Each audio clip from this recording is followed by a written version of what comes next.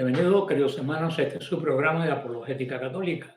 Mi nombre es Fran Morera y con Jorge Garzón en los controles vamos a continuar hoy estudiando los profetas menores, en este caso al profeta Miqueas. Pero antes de comenzar nos ponemos en la presencia del Señor en el nombre del Padre, del Hijo, del Espíritu Santo. Amén y oramos. Padre bueno, como siempre te pedimos que nos favorezcas con el don del Espíritu Santo, que venga sobre mí, sobre todas las personas que se han conectado y se van a conectar para ver esta clase, que nos abra el entendimiento y la voluntad para poder entender qué es lo que tú quieres de nosotros y así construir el reino de Dios. Todo esto lo pedimos en nombre de Jesús el Señor. Amén. María, Madre de la Iglesia, ruega por nosotros.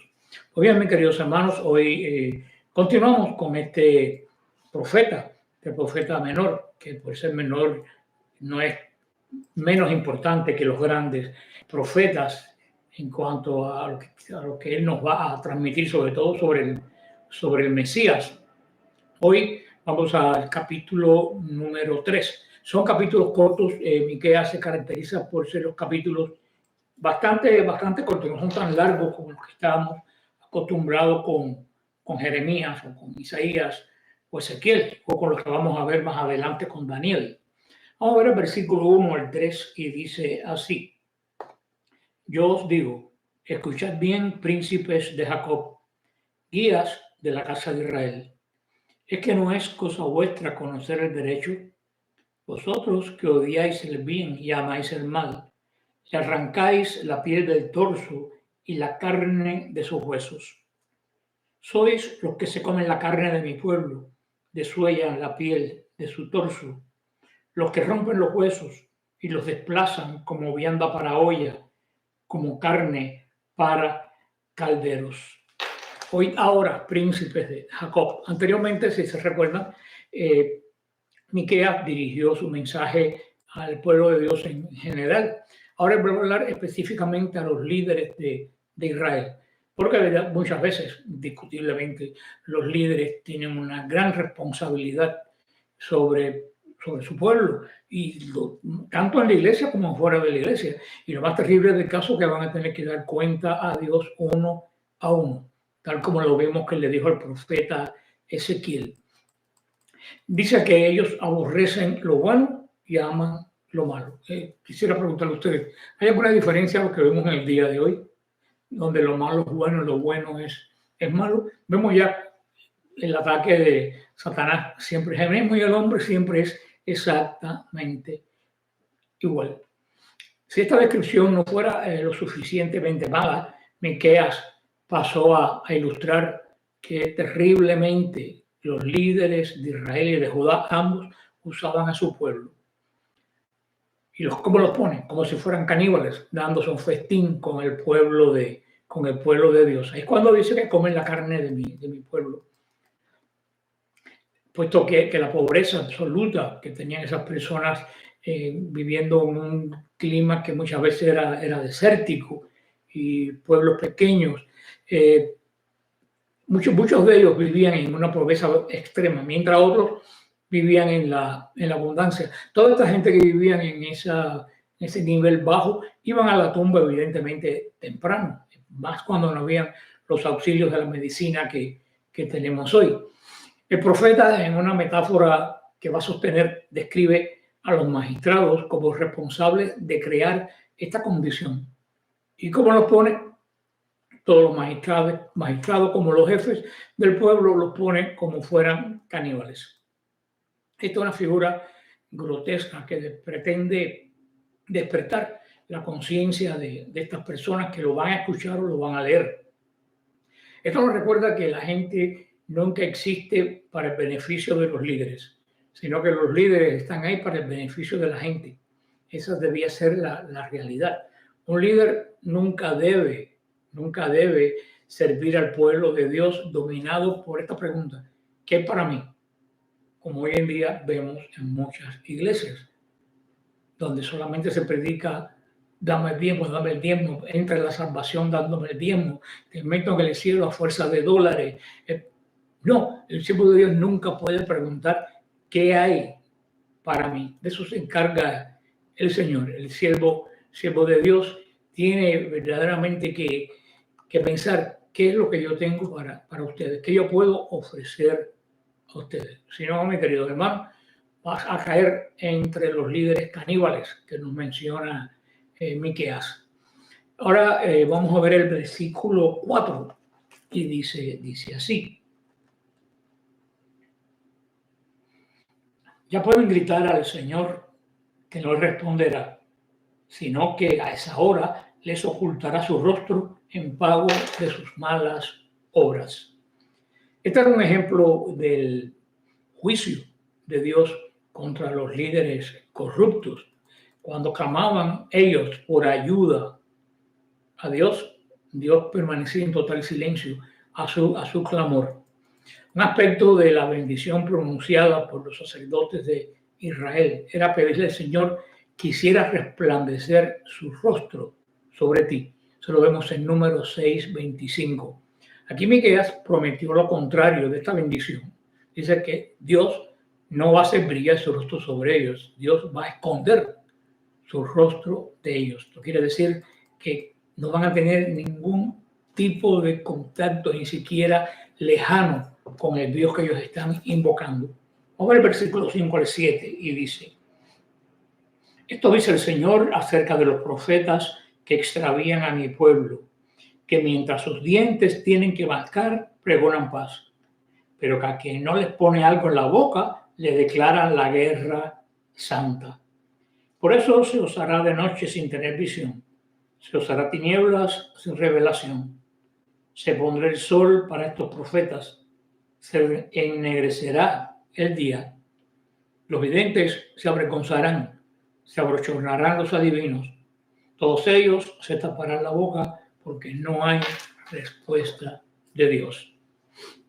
Miqueas volvió a un tema mencionado por primera vez en el capítulo anterior, el versículo 11, hablando de los falsos profetas que traían al pueblo un vacío, un consuelo totalmente vacío, y pretendían paz para el pueblo de Dios cuando se estaban ocupando ellos mismos. Esto no es propio solamente de Miqueas. Recuérdense que Jeremías luchó tremendamente contra los falsos profetas y lo caro que le costó enfrentarse a los falsos profetas. ¿Por qué? Porque los falsos profetas, como hemos dicho, es lo que la gente quiere, es lo que la gente sigue.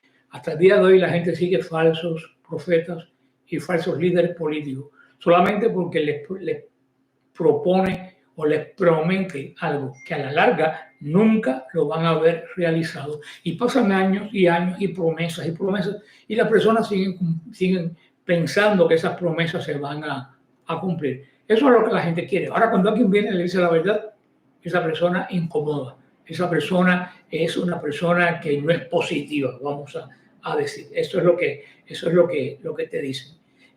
Antes y hoy, lo mismo que digo. A través de Miqueas, Dios anunció que traería sobre estos falsos profetas una total confusión, y que producto de esta confusión ellos iban a caer en el desprestigio.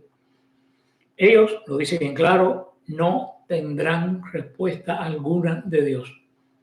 Sus profecías serán falsas, fallarán, quedarán avergonzados delante de las personas. Y así todo yo me pregunto, yo no dudo que aún con estos profetas avergonzados y sin respuestas, la gente no los haya seguido. Porque en el día de hoy, hermanos, los siguen siguiendo. ¿Cuántas veces iglesias desde el siglo XIX vienen poniendo el fin del mundo, fecha para el fin del mundo? Hasta el 2011 o 2012 creo que pusieron fechas, y pasaba el tiempo, no pasaba nada, y la gente seguía yendo a esos mismos lugares, seguían dándole dinero a estos falsos profetas, porque le halagaba el oído. A través de Miqueas, el Señor habla muy duramente contra estos falsos profetas y también contra aquellos falsos creyentes que siguen a falsos profetas, porque va a decir después la palabra que fueron tras gente necia y se volvieron necios también. Eso es lo terrible, que si tú vas tras gente necia, tú terminas también siendo necio. En el versículo 8 dice: en cambio, yo he sido llenado de la fuerza del Espíritu del Señor, del derecho y de la fortaleza para denunciar su delito a Jacob y a Israel su pecado, en contraste con la vergüenza que va a venir sobre los falsos profetas. Miqueas tenía una confianza absoluta, no solo absoluta, también justificada en el Señor. ¿Por qué? Porque el Señor fue quien lo llamó realmente a profetizar, porque conocía a Dios, porque estaba cerca de Dios, porque conocía su palabra. Miqueas sabía que con estas cosas él estaba lleno del Espíritu de Dios. Miqueas también sabía de quién venía el poder, aunque todavía muchos años, cientos de años de Pentecostés. Miqueas sabía que el poder venía del Espíritu de Dios, que aún no se había manifestado sobre su iglesia plenamente con los carismas y con los dones, pero que sí había actuado, sobre todo en los profetas de tiempo en tiempo, en la casa de Israel. Y eso nos hace recordar a nosotros que debemos tener el Espíritu Santo siempre. Yo lo he dicho continuamente, que todo católico no tiene por qué ser carismático, pero todo católico debía recibir la efusión del Espíritu Santo. Eso fue lo que transformó mi vida y me hizo ver por dónde el Señor quería que yo estuviera trabajando en su reino. Eso son una serie de charlas que se dan no solo en la renovación, hay en otros muchos lugares también que se dan. Es una serie de charlas que se dan y después el último día pues los hermanos invocan al Espíritu Santo y le imponen las manos y pide al Señor, no que venga por primera vez porque ya vieron el bautismo y la confirmación, sino que esos dones que recibieron en el bautismo y en la confirmación, tú te hagas consciente de ellos, porque los tenemos, pero la inmensa mayoría de las personas no piensan que los tienen, piensan que es para personas privilegiadas. Y el Señor le da exactamente lo mismo a todos. Porque algunos parecen privilegiados, porque se toman el trabajo de conocerlos, de usarlos.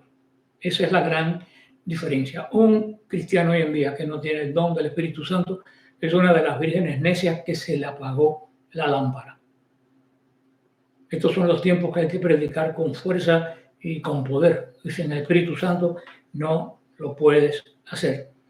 Si no lo tenemos, toda nuestra maquinaria se va a detener continuamente. No va a producir efecto alguno. Por eso que muchos grupos y ministerios que no producen nada. Eso me pasó a mí hace muchos años una vez. No producía y tuve que darme cuenta que yo lo que estaba haciendo era porque yo quería, no porque el Espíritu Santo quería. Eso fue una gran lección. Tenemos que tener esto nosotros bien presente, porque el Espíritu de Dios es lo que más se nota en la persona. La persona llena del Espíritu Santo inmediatamente se nota, porque ve la Escritura, ve la oración, ve los sacramentos, ve la adoración, de una forma totalmente diferente, porque no lo ve de sus ojos humanos, lo ve desde el punto de vista de los ojos de Dios.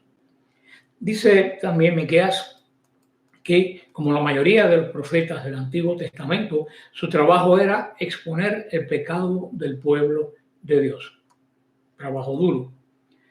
Podríamos decir que bajo este pacto en que estamos ahora, que hizo Jesús con el Padre y del cual nosotros como cuerpo de él somos parte, la gente que todos estamos ungidos como profetas en el bautismo y en la confirmación, se nos confirma esa necesidad de hablar de Cristo, que es lo que es ser profeta. Nos tiene un llamado, un profetismo diferente. Bajo la antigua ley no estaba escrita en el corazón del creyente. Bajo la antigua ley estaban escritas en un libro o en las piedras del decálogo. En la nueva ley está escrita en tu corazón. El Espíritu Santo lo graba en tu corazón. Por eso, para encontrar tu llamado, para encontrar que tienes que decir, tienes que mirar a tu corazón. Pero antes tiene que llenarte el corazón de Dios. Y lo único que puede llenar el corazón de Dios, de uno, de llenarlo de Dios, es como lo encontró Miqueas hace tantos siglos, bajo el Espíritu Santo. Por lo tanto, hay una mayor necesidad de que la obra de convicción del Espíritu Santo viniera de afuera, como del profeta Miqueas.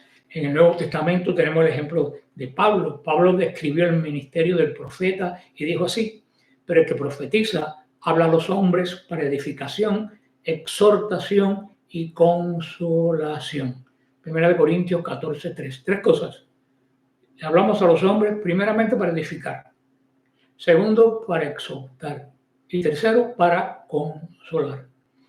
Esto definitivamente no significa que bajo este pacto en que estamos nuevos, la profecía nunca se use para exponer el pecado. Claro que hay que usarla y no es juicio, es deber, pero ciertamente no es el propósito central. Vamos a ver el versículo del 9 al 12 y dice así: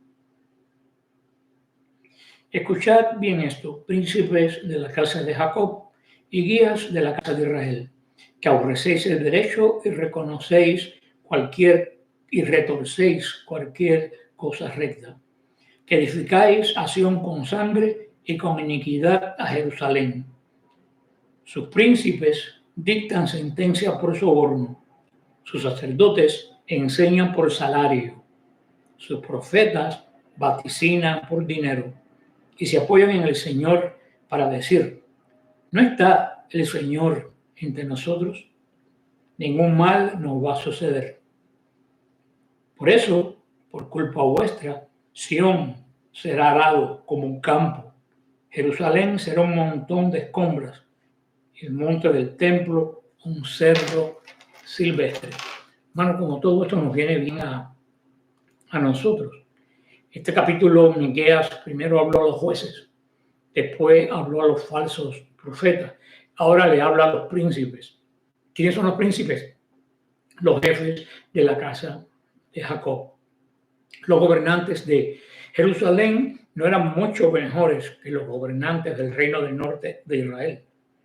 No eran mucho mejor, con la diferencia que ellos, por conocer la verdad, iban a recibir un juicio mayor del que podía esperar el norte, que se había apartado de la verdad. Todo esto a menos que se arrepintieran. Los líderes de Jerusalén tenían una falsa confianza en el ritual y en la forma del templo. O sea, ellos decían, mira qué cantidad de personas están llenos el templo, mira qué bonito cantan los levitas, mira qué cantidad de sacrificios se ofrecen, mira cómo los días de fiesta vienen judíos de todas partes del mundo, cómo ponen su ofrenda, cómo dan el diezmo, cómo los sacrificios, los holocaustos se suben continuamente del altar al cielo. Yo estaba muy seguro de eso, tales como los apóstoles en época de Jesús estaban totalmente seguros que el templo nunca se iba a derrumbar. Aquella maravilla de mármol, de piedras, como he visto yo en un documental, que hay piedras que tienen 25 pies de largo y pesan toneladas y nadie sabe cómo las llevaron ahí porque no son de ahí. Ese templo que tenía el tamaño de varios estadios de fútbol, varios. Ellos estaban seguros que eso nunca se iba a derrumbar. La seguridad de Israel era que mientras el templo estuviera, Israel estuviera. El templo nunca se iba a derrumbar, luego entonces Israel nunca iba a faltar. Y se lo dicen a Jesús cuando suben el monte de los olivos. ¿Y qué le dice Jesús? De eso no va a quedar piedra sobre piedra. Me imagino que a ellos le parecerían difíciles como a nosotros cuando se cayeron las Torres Gemelas en 15 minutos. Si nos dicen eso 15 años antes, que las Torres Gemelas iban a caer en 15 minutos, nadie lo hubiera creído. Así tampoco creo que los discípulos dijeron, el Señor parece que hoy está melancólico, no está alegre cuando dijo estas cosas, pero eran totalmente ciertas. El juicio sobre los líderes de Jerusalén iba a ser peor. Lo mejor, y algo mejor, lo mejor del profeta Miqueas es que fue escuchado. Oseas y Amós fueron totalmente ignorados. A Jeremías, lo sabemos, lo metieron en una cisterna, en una cárcel por su mensaje profético. En contraste, el rey Ezequías, que es un buen rey, el liderazgo de Judá, sí escucharon al profeta Miqueas. Jeremías 26, 17 al 19. Describe como incluso 100 años después de haber predicado Miqueas, se recordaba. ¿Qué nos dice Jeremías 26, del 17 al 19? Dice: entonces se levantaron algunos de los ancianos de la tierra y hablaron a toda la casa del pueblo, diciendo: Miqueas de Moreset profetizó en tiempo de Ezequías, rey de Judá, y habló a todo el pueblo de Judá diciendo: así ha dicho el Señor de los ejércitos, Sión será arada como un campo, y Jerusalén vendrá a ser montones de ruinas, y el monte de la casa como cumbre de un bosque. ¿Acaso lo mataron Ezequías, rey de Judá, y todo Judá? No temió el Señor y oró en presencia del Señor, y el Señor se arrepintió del mal que había hablado contra ellos. ¿Haremos pues nosotros tan gran mal contra nuestras almas? Eso es lo que decían cuando estaban castigando a Jeremías. Y los ancianos decían: Miqueas habló exactamente igual que lo que dice este hombre. Sin embargo, el rey Ezequías lo oyó, porque ahora lo queremos castigar. Aquella vez pasó el peligro sobre Israel. Ahora no lo escuchamos. ¿Qué va a pasar sobre nosotros? Él fue oído en los días de Ezequiel. Después de eso siguió un renacimiento. Se encontró la ley, se aprendió la ley. Luego, 100 años después, sus palabras aún se recordaban. Y el Señor usó el recuerdo de lo que sucedió antes para salvar la vida de Jeremías. Pero vemos cómo si vemos un profeta ya de mucho más adelante, yéndome a la cuenta regresiva hacia Cristo, el recuerdo de un profeta que impactó a la sociedad 100 años antes. Y hoy en día lo llamamos menor. Yo creo que no es este profeta es menor. Yo creo que también es un gran profeta. Aquí dicen cosas que de verdad a mí no sé ni qué decir, me estremecen. Dice: los magistrados dictan sentencias y los jefes del pueblo dictan sentencias por soborno. Dice: los sacerdotes no enseñan por vocación, enseñan por salario. Los profetas no vaticinan palabra que les dio Dios, vaticinan por dinero, también vaticinan por un beneficio. Y no solo eso, dice que se apoya en el Señor para decir: Él está en medio de nosotros, nada nos va a pasar. Hermano, yo me pregunto, también haciendo un paralelismo, ¿estaremos nosotros igual exactamente en estos momentos que eso?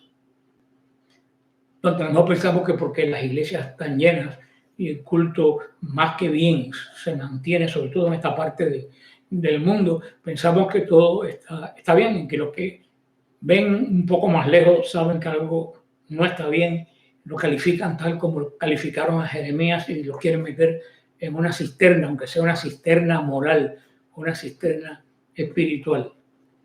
Les dejo esto como tarea para meditar en el día de hoy, porque ya terminamos con este capítulo de Miqueas. Solamente recordarles que se mantengan en la roca. Aquí está la promesa de que las puertas del infierno no prevalecerán. Que el Señor los bendiga y los guarde. Amén.